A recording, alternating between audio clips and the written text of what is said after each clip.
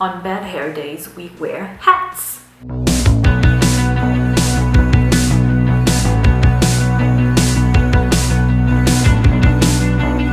Hello everyone, welcome back. Nice to see you here. Today we're going to talk about Pike boots or winkle pickers, and if you're into alternative goth fashion, you have seen them for sure. I'm talking about those really long pointed boots. I'm going to show a few examples here. This is like the quintessential goth boot. They were originally from the 50s, but then they were brought back by the goth punk community in the 80s, and it's like this pretty iconic shoe. When you see them, it just brings that nostalgia from the 80s back. And because recently I think there was kind of this revival of traditional goth or the 80s goth aesthetic, so obviously winkle pickers were brought back as well. So people tend to feel very strongly about them. They either hate them or love them.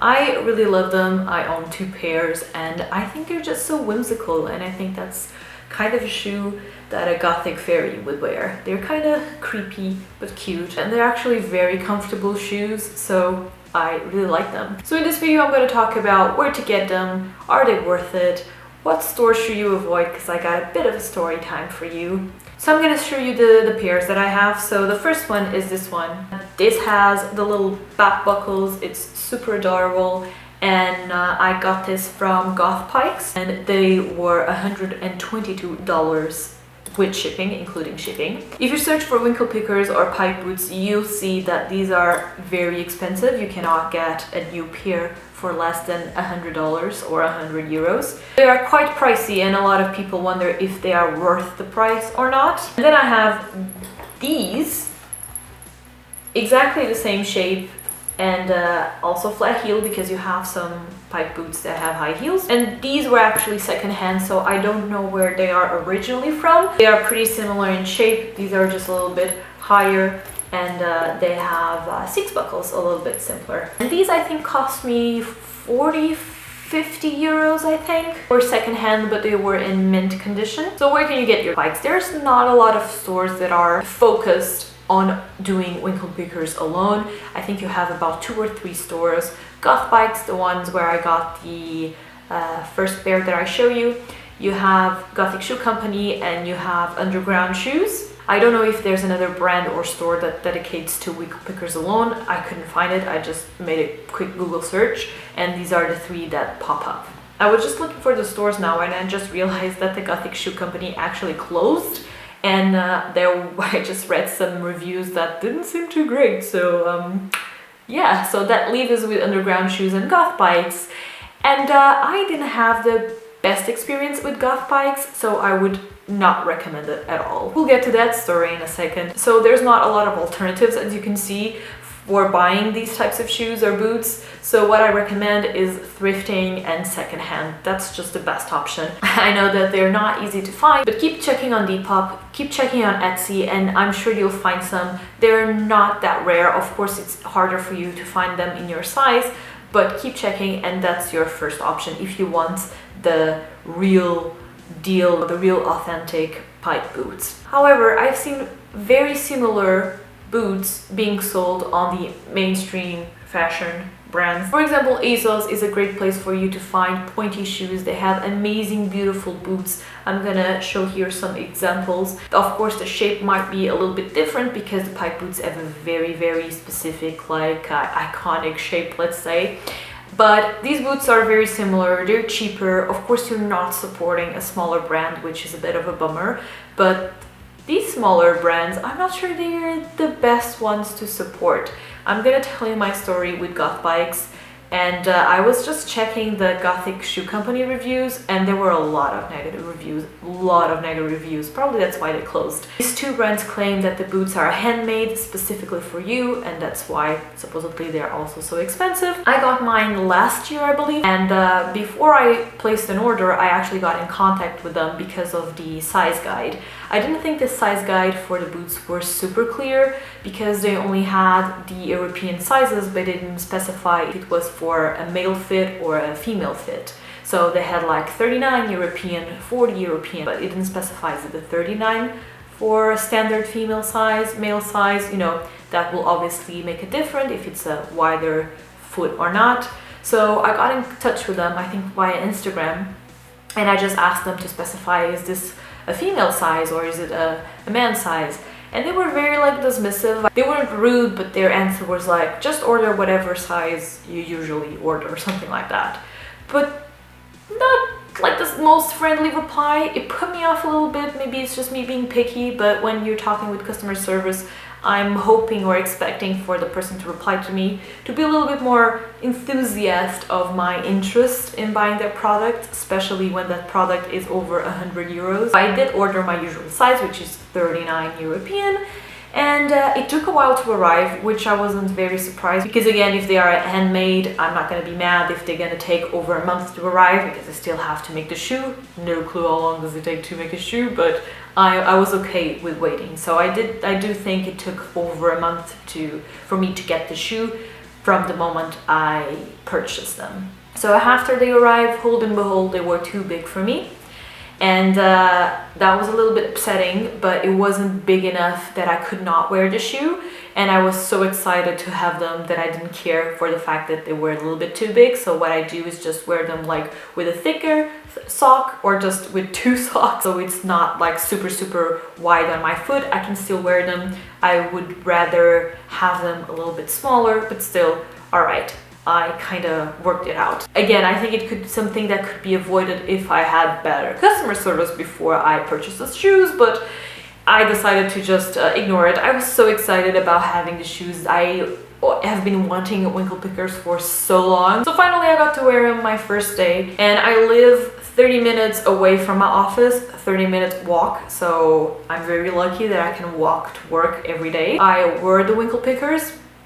By the way, something about them is that they're not the best for all year round, because the sole here is completely flat and incredibly slippery. So if it's raining, you're gonna fall on your ass for sure. This is incredibly slippery, so wear them on a sunny day. Wear the winkle pickers for the first time, walk to work, and then walked home, and then I noticed that the sole, like the heel on the boot, was destroyed, falling apart. It was literally crumbling away, and I was shocked and disappointed because again, it was an expensive boot. I don't know if the boot was faulty, if it was a manufacturing problem, whatever, I don't know, or if it's just their standard quality, which was really worrying to me. So I got in contact with them, sent them a few pictures of the sole, waited for their reply. I mean, I explained I only wear them once, and I didn't do anything extraordinary with them. I just wanted them to find a solution, and what I was expecting was for them to just send me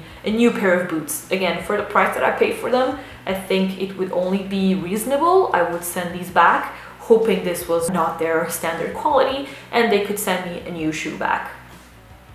That was not what happened. Whoever replied to me told me to get the boots repaired, and then they would pay me the cost for the repair. I took them to repair. It was actually not that expensive, maybe 20 euros to put a new heel. So they were able to fix it. Sent an email to Pikes, so I will let them know, here's how much it cost.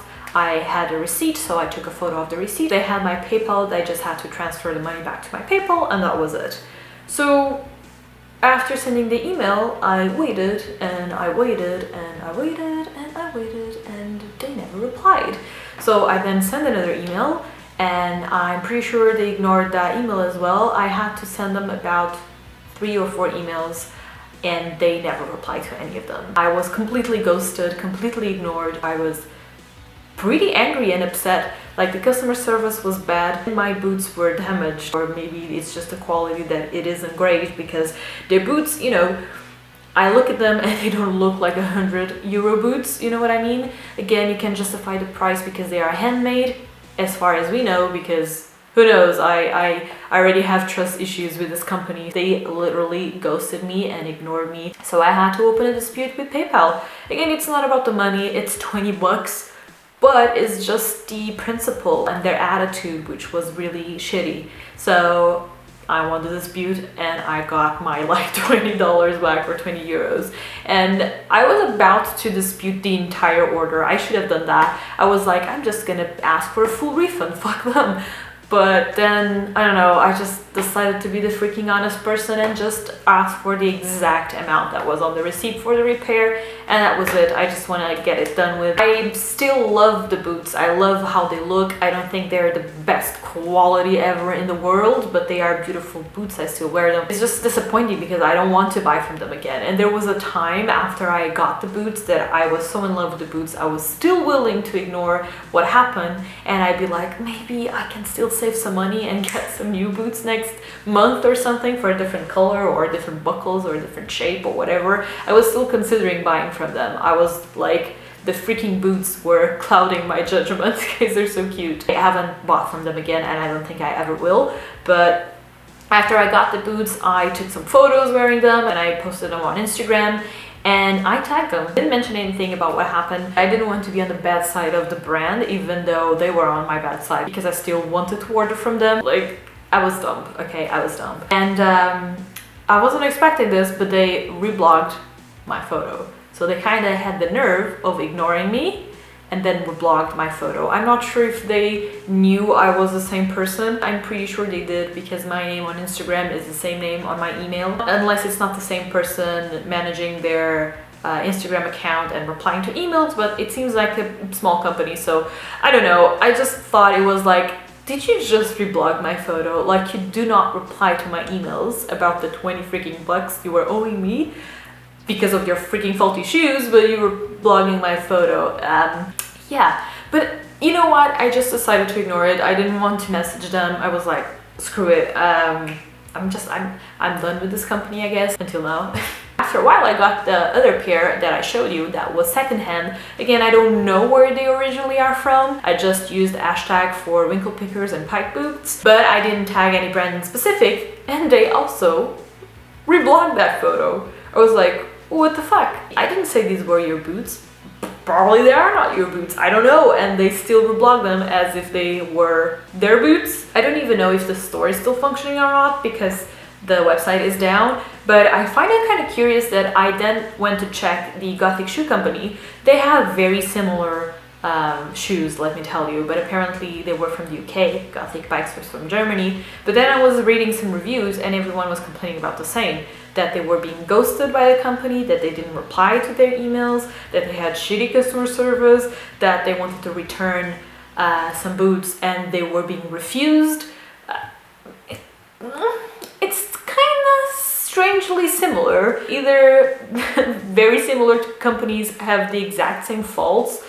I don't know, I found it a little bit weird. Think twice before buying from them. Just read other reviews. Again, the shoes are beautiful. Are they worth the money? No, they're not. I mean, if you get them secondhand, totally go for it. It's just an exaggerated price for the entire experience. The customer service, the quality, it's just not great. On one hand, I want to support smaller brands, and even if I have to pay a little bit extra, I understand, because smaller brands have higher costs for production. That could be understandable, but the way they treated me is not, and it's nothing to do with being a smaller brand. This was my personal experience, of course.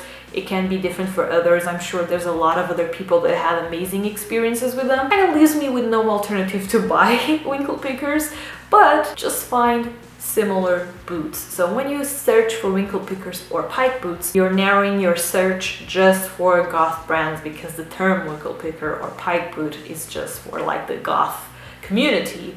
But of course there's pointy shoes and pointy boots with buckles in a bunch of other brands. It's still your decision if you think it's worth it. Affordable and expensive are not very objective terms. Of course, what can be affordable to you might not be to me. So to me, these are expensive shoes.